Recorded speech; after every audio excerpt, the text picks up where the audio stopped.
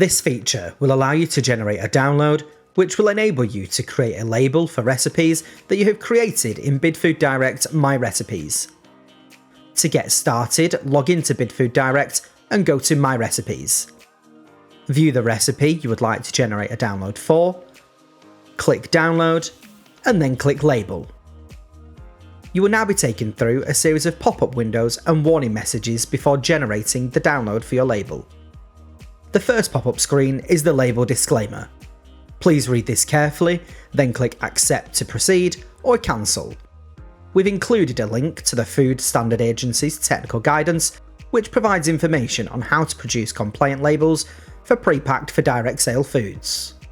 After accepting the disclaimer, if you have a manual ingredient within your recipe which has incomplete data, for example missing allergens or ingredients list, then a warning message will be displayed as shown and you will not be able to continue to generate a download.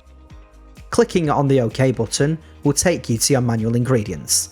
Find the ingredient which has missing data and ensure that all allergens have been ticked correctly and that the ingredients list has been completed. Once you have done this, you'll need to go back to your recipe and restart the process. Once you have completed data for your manual ingredients, the next pop-up window will provide the dietary profile, which shows the allergen and nutritional profile for the recipe. The purpose of this display is to ensure you view the current state of your recipe's profile before generating a label. If an allergen profile is incomplete due to an ingredient no longer being available for you to purchase, a warning message will be displayed and you will need to update your recipe with a new ingredient. If the allergen profile is complete, the next pop-up window will display the full ingredients list as well as the option to add a use-by date. The ingredients list is in sort order of the recipe ingredient with the largest quantity per recipe portion to the recipe ingredients with the smallest quantity per recipe portion. The allergen profile is displayed in a label with allergens capitalised, and the list of allergens with a state of may contain will always be displayed. If there is insufficient product data to be able to calculate the quantity per recipe portion, this is what the pop-up will display. You can see it highlights the list of products under the ingredients to show which ingredients are included in the recipe, which have an unknown quantity. Once you are happy, click OK to preview the label. This pop-up shows the content that will display in the download file, along with statements confirming your responsibilities before downloading the label file. Click on Download, and then open the file in a Word editing program. We'd suggest using Microsoft Word.